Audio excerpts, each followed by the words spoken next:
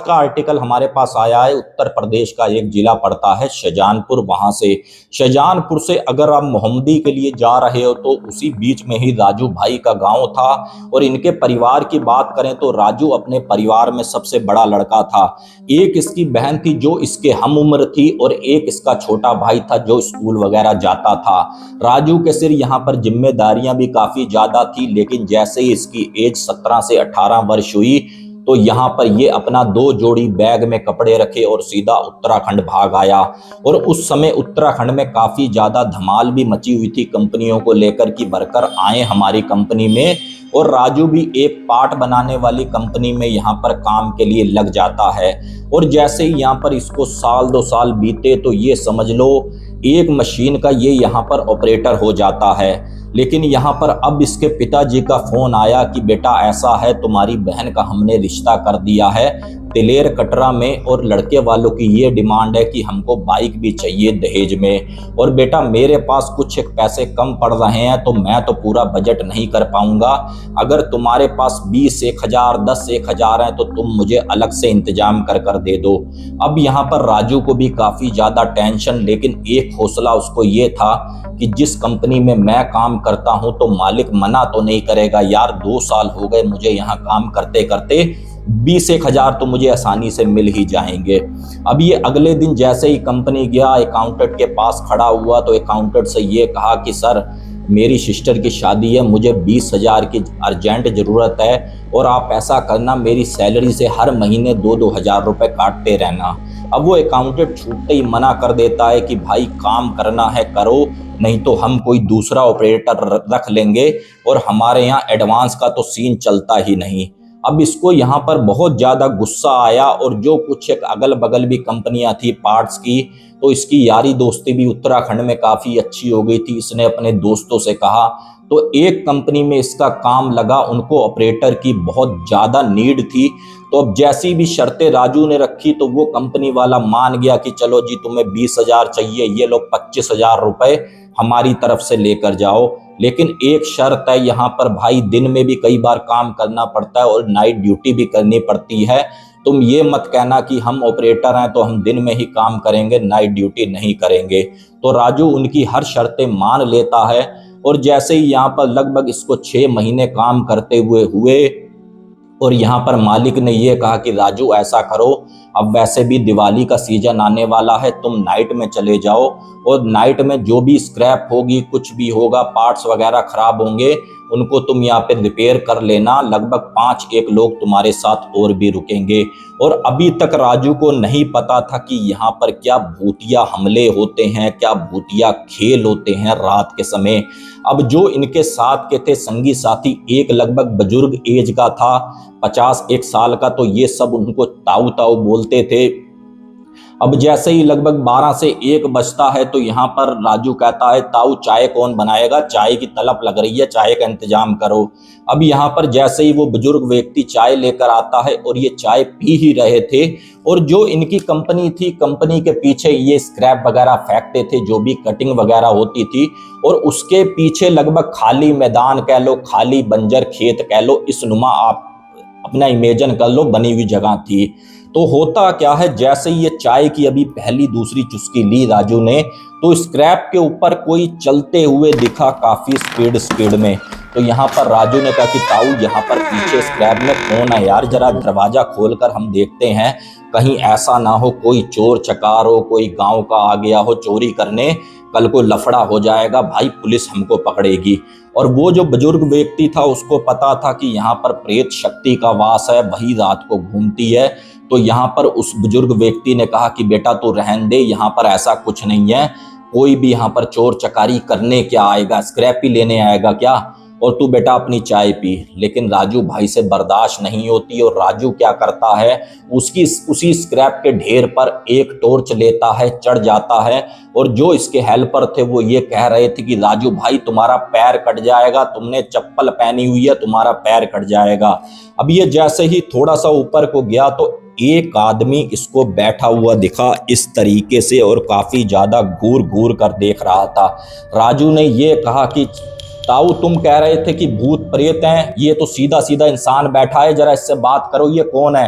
कल को चोरी चकारी हो गई तो भैया पुलिस हमको मारेगी। अब जब इतनी बात इनकी हो रही थी तो राजू ने जैसे फिर से वहां पर टॉर्च घुमाई, अब यहाँ पर कोई भी बैठा हुआ नहीं है। और इस चीज को देखकर थोड़ा सा राजू भी घबराया, यार अभी तो यहाँ बैठा हुआ था, इतनी इतनी लगभग 12-12, 10-10, 12-12 फुट ऊंची दीवारें हैं, कैसे कोई भाई उसके पार कूद कर चला जाएगा, ऐसा हो नहीं सकता।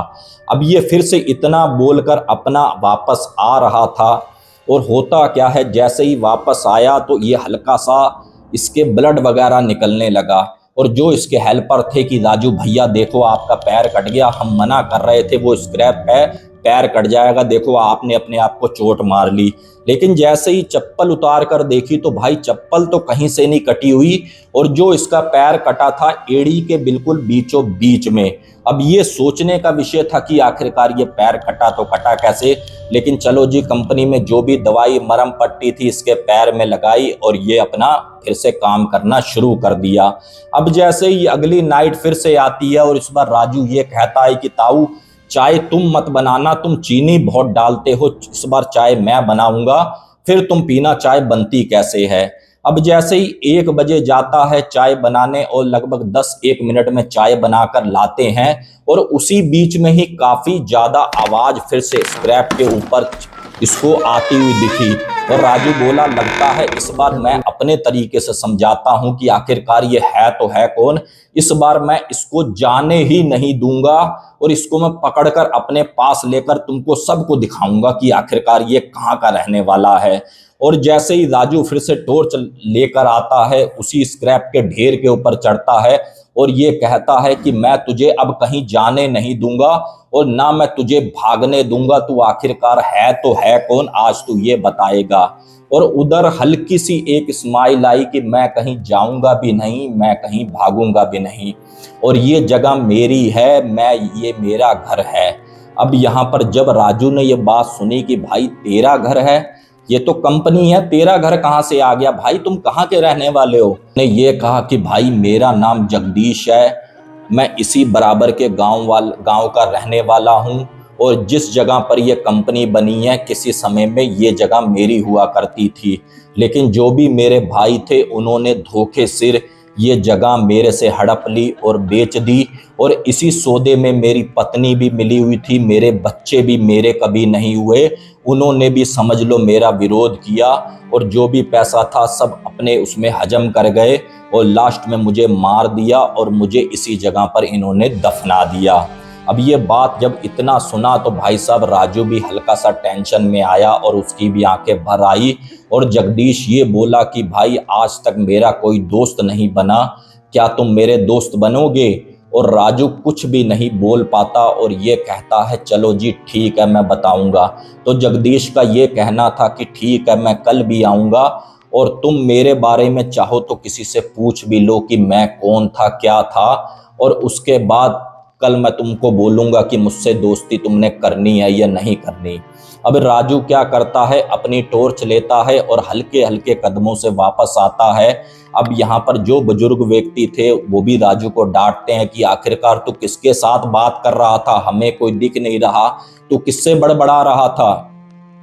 अब यहाँ पर राजू कहता है ताऊ एक बात पूछूं।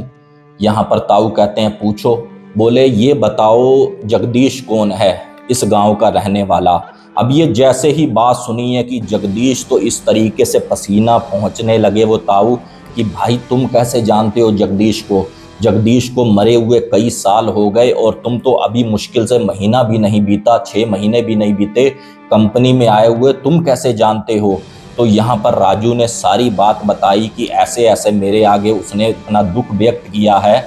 तो यहाँ पर ताऊ का ये कहना था कि देखो लड़का तो बहुत अच्छा था, जितना मैं जानता हूँ उसको, किसी का कभी उसने बुरा नहीं किया, लेकिन जो उसके भाई थे सही नहीं था, और जो उसकी पत्नी थी वो भी सही नहीं थी, अब उनके भाइयों के साथ मिली हुई थी, और जो भी जमीन थी हड़प ली गई, कुछ कंपनी को बेच दी गई, कुछ एक कोना इसके जस्ट पीछे पड़ा हुआ है उनकी जमीन का, और आज की तारीख में उन्होंने काफ़ी ज़्यादा कोशिश कर ली, वो कोना सेल नहीं कर पा रहे हैं, जैसे ही कोई आता है देखने के लिए कुछ ना कुछ घटना घट जाती है उसके साथ।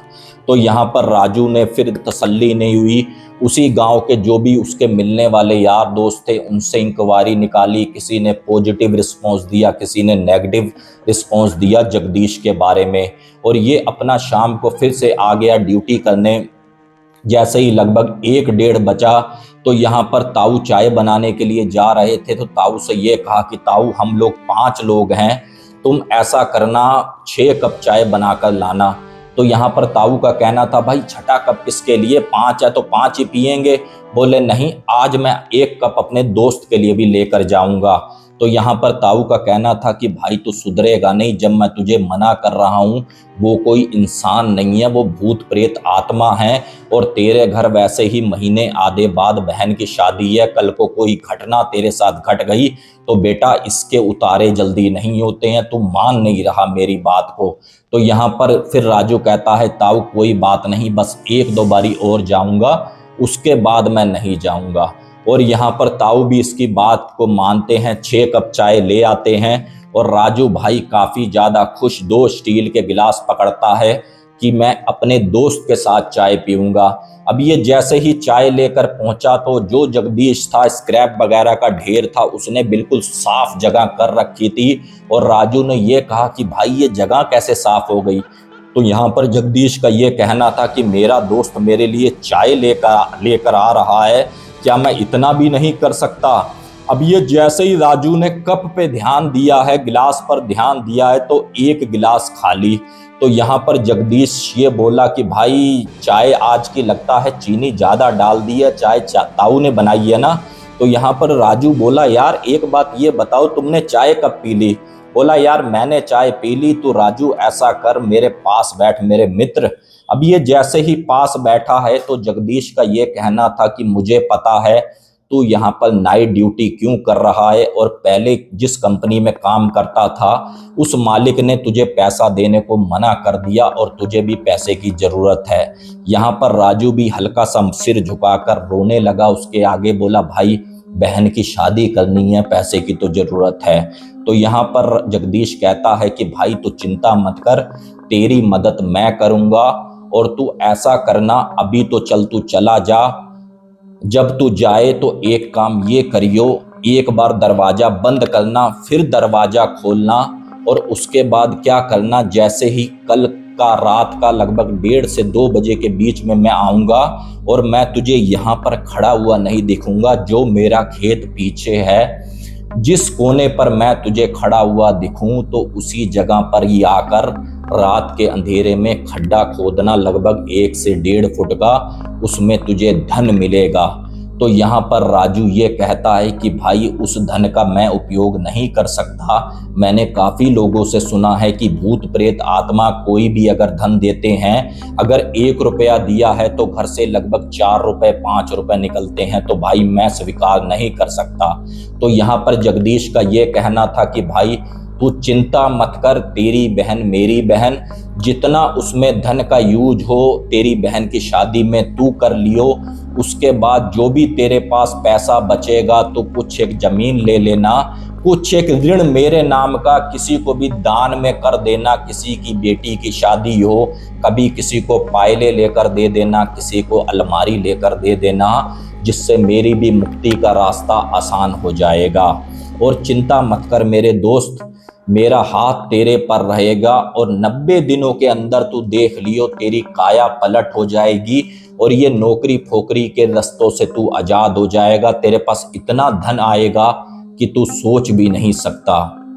अब होता क्या है, जैसे ही इसकी अगली नाइट ड्यूटी की आती है, ये अपना ड्यूटी तो खैर उस दिन नहीं करता, इसके दिमाग में यही था कि भाई साहब अपने मित्र आएंगे हमको धन देंगे। और इसका दोस्त आता भी है, जिस जगह पर इसका दोस्त खड़ा होता है और इस तरीके से इशारा करता है और 2-1 मिनट के बाद इसका दोस्त वहां से विलुप्त होता है या अंतर ध्यान हो जाता है। ये एक डंडा सा लेता है, उसी जगह पर खोदता है। अब लगभग 1.5 फुट खोदा होगा तो इसको इतना बड़ा एक घड़ा उसमें दिखा। घड़ा जैसे ही दिखा है तो उसमें भाई साहब काफ़ी सोने के सिक्के भी दिखे, चांदी भी दिखी, और भी आइटम उसमें काफ़ी सारा धन उसमें रखा हुआ दिखा। अब ये काफ़ी ज़्यादा खुश हुआ कि चलो जी मेरी बहन की शादी भी हो जाएगी। और जो भी इसने सामान वगैरह लिया और सीधा मजे की बात ये कंपनी में लेकर चला आया। और यहाँ पर ताऊ ये बोले कि बेटा आज तो तुम ड्यूटी बड़ी लेट आए हो, तुम्हारी ड्यूटी 8 साढ़े 8 बजे से है और रात के भैया टाइम देख रहे हो। तो यहाँ पर ये एक एक बात ताऊ को बताता है कि ताऊ ऐसे ऐसे मुझे धन मिला है और ये उस बंदे ने मुझे दिया है। तो यहाँ पर ताऊ कहता है कि भाई तू पागल हो गया है, तू यहाँ से चला जा, हम कल तेरी शिकायत करेंगे मालिक से।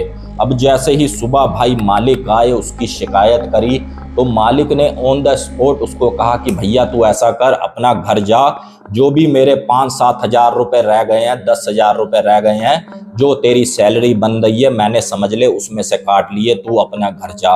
और राजू क्या करता है, वही मटकी वही गोल्ड लेकर अपने घर चला जाता है। कुछ एक वहां पर जमीन भी खरीदता है एक्स्ट्रा में। और उसके ये समझ लो दिन ऐसे पलटने शुरू हुए कि अगर उसने मिट्टी पे हाथ रखा तो वो सोना बन गया। और ढेर उसके पास समझ लो उसके खुद की खेती की जमीन हो गई। जो पहले उसके पास जमीन थी लगभग आप ये लगा लो 1 से 2 एकड़, आज की तारीख में 16 से 17 एकड़ उसने अपनी जमीन बना ली। और लगभग 3-4-5 एकड़ की जो भी फसल होती है उसका वो दान करता है।